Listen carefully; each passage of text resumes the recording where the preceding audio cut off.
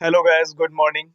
आप लोग के काउंसलिंग को लेकर के एक फिर से अपडेट आ चुका है। देखिए, लिखता है भर्ती का आधार इंजीनियरिंग फार्मेसी से लेकर के जितने भी पाठ्यक्रम है डीटीई ने जारी कर दिया है नियम। हालांकि इनके ऑफिशियल साइट पर अभी मेंशन नहीं हुआ है।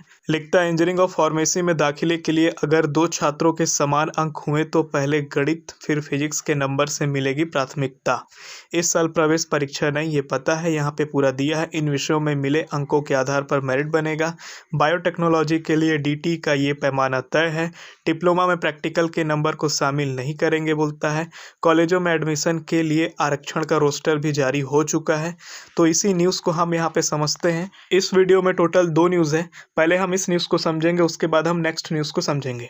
तो देखिए, हमने जो आपको बताया वही यहाँ पे भी लिखा हुआ है। यहाँ पे देखिए, इंजीनियरिंग फार्मेसी एमसीए बायोटेक्नोलॉजी आदि पाठ्यक्रमों में प्रवेश के डीटीई ने जारी किए नियम। 12वीं के आधार पर होना है एडमिशन। अब पूरा पढ़ते हैं। तकनीकी शिक्षा संचालनालय, जो आपका डायरेक्टर ऑफ टेक्निकल एजुकेशन है, ने कोविड-19 के कारण इस बार engineering pharmacy MCA diploma biotechnology समेत सभी विषयों के प्रवेश के नियम में वर्तमान सत्र के लिए संशोधन किया है। इस साल के लिए संशोधन किया। इस बार 12वीं में फिजिक्स, केमिस्ट्री और मैथ में मिले अंकों के आधार पर मेरिट लिस्ट बनाकर प्रवेश दिया जाएगा। कौन कौन से सब्जेक्ट? मैथ, फिजिक्स और केमिस्ट्री। आगे लिखता है इसमें भी यदि दो बच्चों के अंक एक समान होते हैं तो पहले देखा जाएगा कि किस छात्र का गणित में अधिक अंक है। तो अगर दो बच्चों का अगर 80% आ गया इस तीनों सब्जेक्ट में, तो कहाँ पे देखेगा? फिर वो मैथ के सब्जेक्ट को देखेगा कि किसका अधिक अंक है। अगर मैथ का भी अंक अगर समान होता है तो फिजिक्स का अंक को देखेंगे, और अगर दोनों समान होंगे तो फिर क्या होगा? दोनों में उम्मीदवारों में किसकी उम्र अधिक है। मैथ का नंबर समान, फिजिक्स का नंबर समान। अब बोलता है जिनका एज अगर ज़्यादा होगा उनको प्राथमिकता दिया जाएगा मेरिट लिस्ट में। आगे समझिए, इन विषयों में मिले अंकों के आधार पर मेरिट लिस्ट। तो किन विषयों में? तो बोलता है बी में प्रवेश के लिए। बी मतलब क्या? बैचलर ऑफ इंजीनियरिंग, जिसको हम पीईटी प्री इंजीनियरिंग टेस्ट के थ्रू हम जहाँ पे एडमिशन लेते हैं वही बी है अपना। तो अब आपको पीईटी नहीं बोलना है, अब आपको बी बोलना है, ये आप ध्यान रखिएगा। तो यहाँ पे लिखता है बी में प्रवेश के लिए देखा जाएगा कि 10+2 शिक्षा प्रणाली के अंतर्गत 12वीं कक्षा में 3 प्रमुख विषयों जैसे फिजिक्स, मैथ और केमिस्ट्री में कितने अंक मिले हैं। तो इन तीनों सब्जेक्ट का आपका टोटल अंक दिखेगा।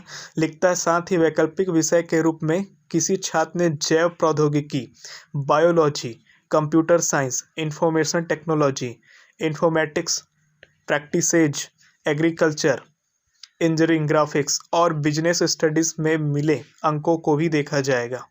डीटीई ने गाइडलाइन जारी किया है। तो ये 3 सब्जेक्ट तो देखा ही जाएगा, साथ में अगर वैकल्पिक ये सब सब्जेक्ट भी अगर आपने पढ़ा है तो यहाँ पे भी आपका देखा जाएगा। इस पर guideline director of technical education ने जारी किया है।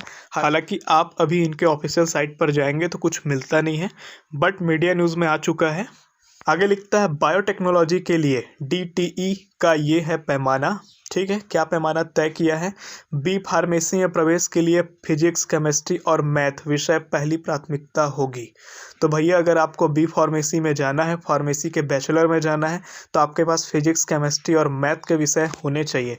उसके बाद बोलता है इसके अलावा बायोटेक्नोलॉजी या बायोलॉजी में मिले अंकों को भी देखा जाएगा। क्लियर है? अगर आप बायोलॉजी वाले हैं या बायोटेक्नोलॉजी वाले हैं तो भी यहाँ पे आपको मिल सकता है। इसके बाद लिखता है इसके आधार पर प्रवर्ग वार छात्रों के मेरिट लिस्ट बनाई जाएंगी। तो इन दोनों का जो वर्ग बटा है, ग्रुप बटा है, उसके आधार पर क्या होगा? मेरिट लिस्ट बनेगा। जानकारी के मुताबिक इसमें भी यदि दो उम्मीदवारों के यदि एक समान अंक होते हैं तो ठीक बी में प्रवेश के लिए जो नियम बनाए गए हैं वही नियम इस पर लागू होंगे कि पहले मैथ को देखेगा, फिर फिजिक्स को देखेगा, फिर एज को देखेगा। डिप्लोमा के लिए बोलता है डिप्लोमा इंजीनियरिंग के कोर्स में प्रवेश के लिए छात्रों की कक्षा 10वीं कक्षा में गणित और विज्ञान में मिले अंकों के आधार पर मेरिट लिस्ट बनेगा। तो बाकी जो सब्जेक्ट है वो इंक्लूड नहीं होंगे, ओनली मैथ एंड साइंस यहाँ पे इंक्लूड होगा, जैसा कि यहाँ पे लिखा है। आगे लिखता है इसमें प्रैक्टिकल नंबर को अलग नहीं किया जाएगा। तो इसमें प्रैक्टिकल अंक को जो आपने प्रैक्टिकल मार्क्स मिला है आपको उसको अलग नहीं किया जाएगा। जैसे यहाँ पे लिखा है सभी को मिलाकर मेरिट लिस्ट बनाई जाएगी, तो टोटल नंबर को मिलाकर के आपके लिए मेरिट लिस्ट बनेगा। इसी तरह BCA, कंप्यूटर साइंस या MCA में प्रवेश दिया जाएगा। तो ये तो पॉलीटेक्निक के लिए है, ठीक है, लेकिन इसी को आधार बना करके BCA में भी मिलेगा, कंप्यूटर साइंस में भी मिलेगा, MCA में भी प्रवेश दिया जाएगा। BCA के लिए 12वीं और स्नातक स्तर पर गणित विषय के साथ BSc BCom में मिले अंकों के आधार पर भर्ती होगी। आगे लिखता है कॉलेजों में एडमिशन के लिए आरक्षण रोस्टर भी शासकीय संस्थाओं, शासकीय विश्वविद्यालय संस्थाओं एवं निजी गैर अनुदान प्राप्त तकनीकी संस्थाओं के, प्राइवेट और गवर्नमेंट जितने भी कॉलेज हैं इनके लिए विभिन्न तकनीकी पाठ्यक्रम, जो टेक्निकल आपका जो सिलेबस चल रहा है, जो आपके कोर्स चल रहे हैं, इसमें विशेष रूप से कमजोर जनजाति के अभ्यर्थियों के लिए। उसके बाद बोलता अनुसूचित जनजाति वर्ग के आरक्षित सीट में से 2% आरक्षण की व्यवस्था होगी। तो यहाँ पे आरक्षण का रोस्टर भी आपको दिख रहा होगा। विशेष रूप से कमजोर जनजातियों में पहाड़ी कोर, बैगा, कमार, अबुझ माड़िया, बिरहोर, भुंजिया तथा पंडो जनजाति शामिल है। तो इस जनजाति के बच्चों को यहाँ पे ये रोस्टर के थ्रू आरक्षण दिया जाएगा। अब बात करते हैं हमारे सेकेंड न्यूज़ के बारे में।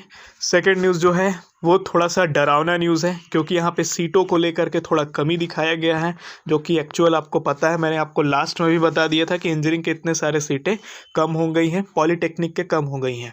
हालांकि फार्मेसी के 6 नए कॉलेज ओपन हुए हैं, जैसा मीडिया न्यूज़ आया है।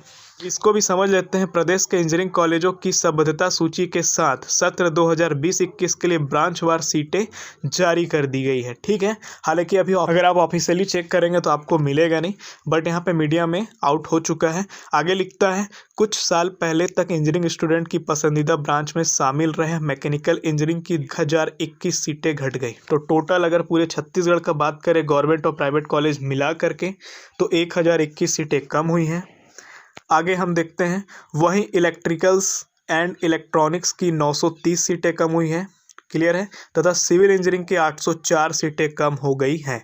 इस बार इंजीनियरिंग के कुल 3000, तो टोटल सभी ब्रांच का अगर हम बात करें तो 3605 सीटें यहाँ पे कम हुई है अप्रॉक्सीमेटली। यहाँ पे साल दर साल सीटों की स्थिति भी दिया है भैया, 15 में कितना था, 16 में कितना था, 17-18 में, 20-21 में। यहाँ पे आप देख सकते हैं 20-21 में 12,021 सीट ही हैं, और जब आपका 15-16 था उस समय 17,941 सीट है। तो यहाँ पे ये दर्शाता है कि जो स्टूडेंट अभी करंट में है वो इंजीनियरिंग के फील्ड में उतने इंटरेस्टेड नहीं है, इसीलिए सीटें बंद हो रही हैं। तो यहाँ पे आप देख सकते हैं पूरा डिटेल दिया हुआ है, मैं आपको ज़्यादा चीज़ें बता के बोर नहीं करूँगा, ठीक है। 3 ब्रांचों को झटका लगा है भाई यहाँ पे, तो चलो ठीक है, जो भी लगा है, इन ब्रांचों की सीटें भी कम हो गई हैं। तो यहाँ पे आप देख सकते हैं 2 ब्रांच बंद भी हो गए हैं। तो कौन से 2 ब्रांच बंद हुए हैं भैया? तो इंजीनियरिंग के 2 ब्रांच यहाँ पे बोल रहा है। तो यहाँ पे 2 ब्रांच में से कौन सा है आपका? एक ब्रांच आपका इलेक्ट्रॉनिक्स है और फैशन एंड अपैरल इंजीनियरिंग, ये 2 ब्रांच है। अब बात करें कंप्यूटर साइंस की, तो 483 सीटें इनके लिए बढ़ गई हैं। मतलब कि कंप्यूटर साइंस से जो इंजीनियरिंग करना चाहते हैं उनके लिए तो काफ़ी अच्छी न्यूज़ है कि 483 सीटें यहाँ पे बढ़ चुकी हैं। तो ये कुछ आपके लिए 2 इंपॉर्टेंट न्यूज़ थे। अगर आपको पसंद आया होगा वीडियो तो लाइक करिएगा, चैनल पर नए हैं तो सब्सक्राइब करिएगा। मिलते हैं किसी नए वीडियो में, तब तक के लिए आप अपना ख्याल रखें।